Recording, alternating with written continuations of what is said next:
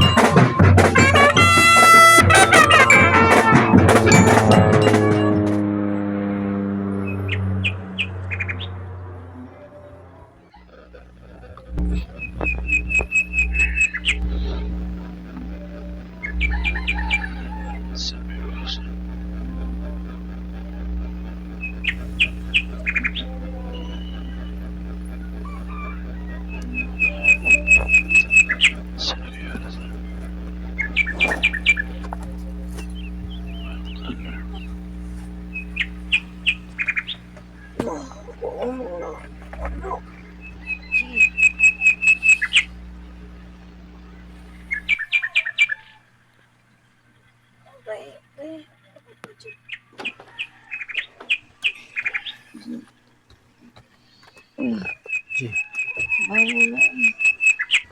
Ano ka nag-alarm ka? Wa mo lagi. Alam G. Tingog. Alam tingog. Ano sa nagikuan siguro? Di o.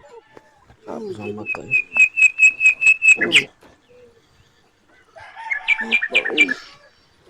Wala na.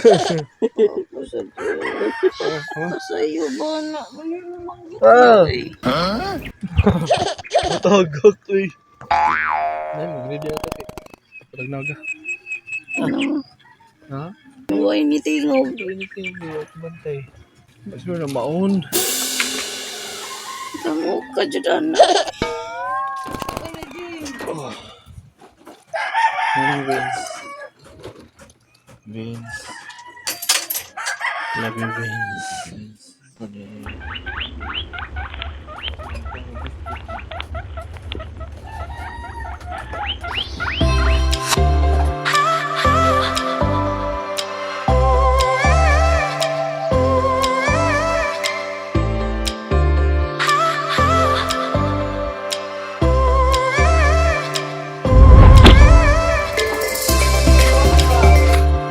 Hello ka dyan.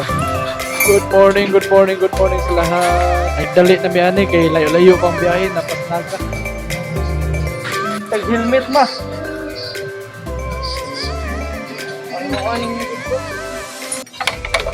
helmet. Ano lang ko eh?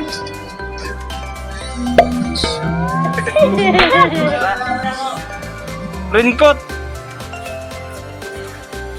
Raincoat ba? Pardon. Sword na Jay.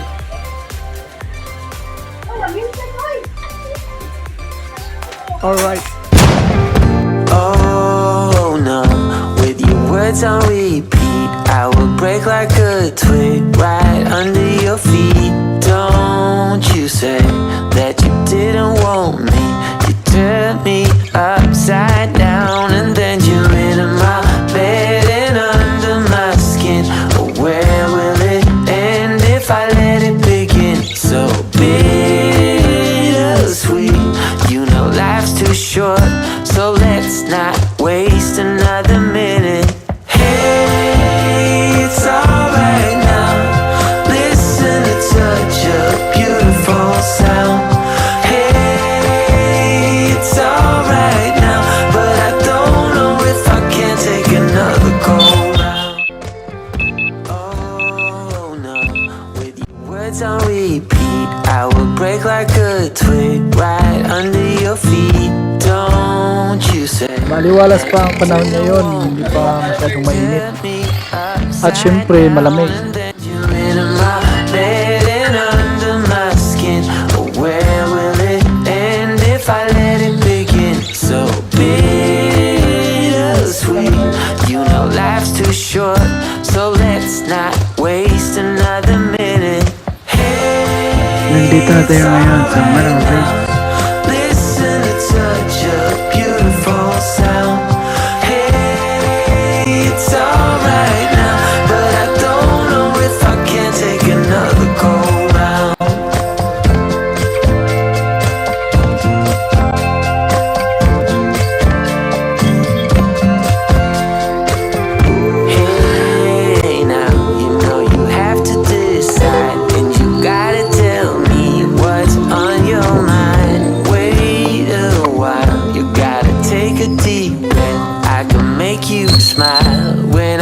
let you into my bed and under my skin. But where will it end if I let it begin? It's trick or treat. You know life's too short, so let's not waste another minute. It's alright now.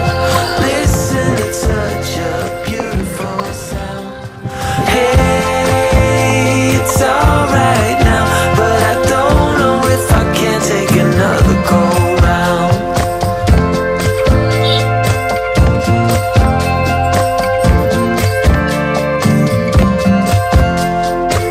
Nagsimula umano ang debosyon sa Birhen ng Rosario ng Tuyan noong 1915 nang magpasya ang mga residente ng Barangay Tuyan na magtayo ng kapilya sa kanilang lugar dahil sa kalapitan ng parokya ni Mary Francis of Assisi sa poblasyon Naga, Cebu. Let you into my bed and Ngunit, ang tanging maginhawang paraan lang ay ang pagtawid o pagtransport sa pamamagitan ng dagat at ito'y naging balakid naman o dahilan upang ang mga residente ay mahirapang dumalo sa misa. so let's not waste another minute. It's alright now. Listen to such a beautiful song.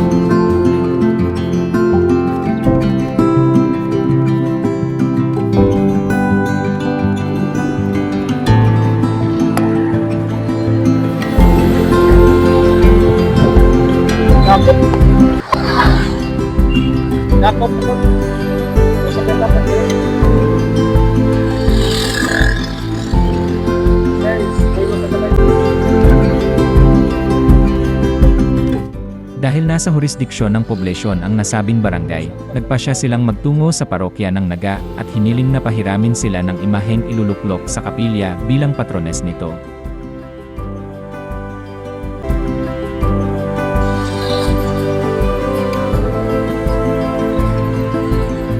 Pumayag ang parokya at iniabot sa kanila ang isang imaheng garing ng Our Lady of the Rosary na sinasabing replika ng sikat na imahe ng Nuestra Senora del Santissimo Rosario. La Naval de Manila bilang inihambing ng pari ang salitang naval sa karamihan ng mga tuyanon bilang mangingisda.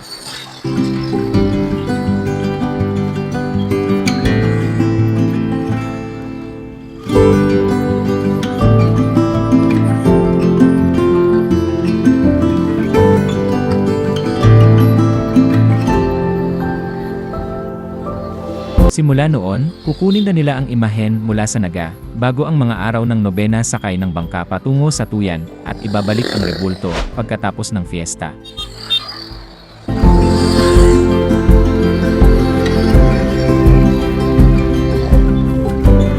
Sa loob ng maraming taon, ang pagpapahiram ng kagalang-galang na imahe ng Our Lady of the Rosary ay naging isang kagalang-galang na tradisyon hanggang sa makalipas ang mga taon. Nagpasya ang kura paroko ng Naga na ibigay na ang imahe sa barangay bilang kanilang permanenteng patrones.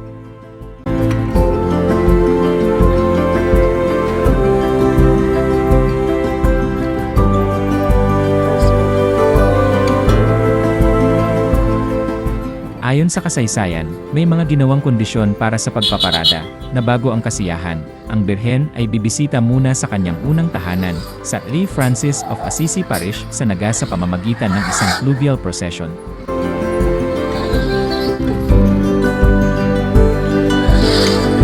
Ang fluvial procession, ang mga pagdiriwang bilang pagpupugay, sa Nuestra Senora del Santissimo Rosario de Tuyan, ay isang malaking pagdiriwang sa Barangay Tuyan.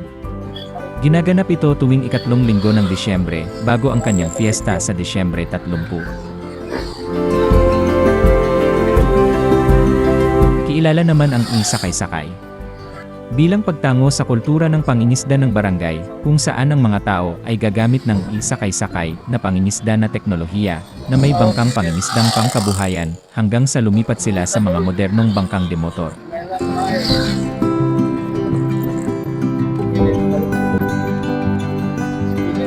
Tuwing ika-negatibo 3 linggo ng Disyembre, ang imahen ay dinadala sa kanyang altar pagkatapos ng simbang gabi mas upang igalang ang imahen ng malapitan. Alas negatibo 8:00 ng umaga, idinaos ang misa ng pamamaalam at sinundan ng prosesyon upang simulan ang fluvial procession. Sa oras na ito, ang Birhen ay inilalagay sa isang hall sa isang andas. Ang mga sumama sa fluvial ay umiikot sa bangka na may dalang imahe habang papunta sa Naga at pabalik motor.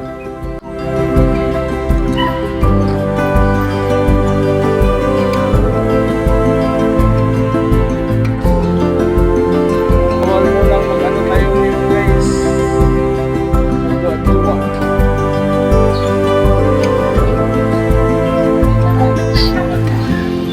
Hindi mo nakasakay. Ang parehan eh, naikuhan. Kailangan nag-permit, kailangan nag-life jacket. Naikuhan skirt.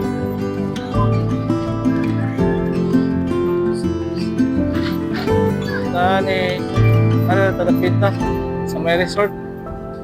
Resort lang, resort. Lain lapit.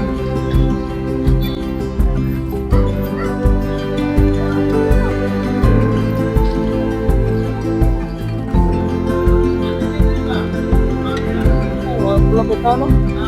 Resort. Viva! Viva! Ah!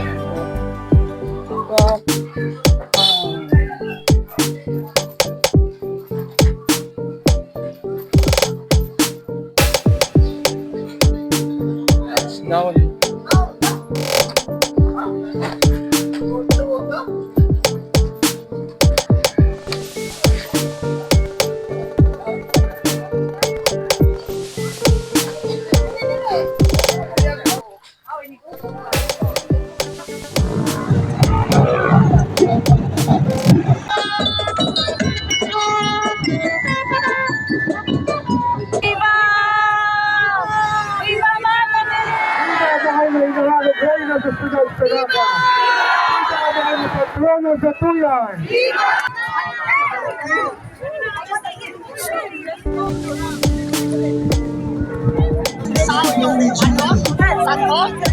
Sobra mo, hindi na mayo. Importante pagampo. Para magputo.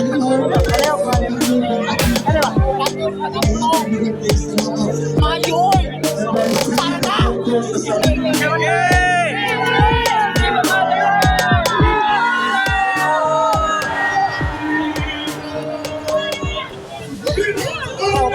Viva!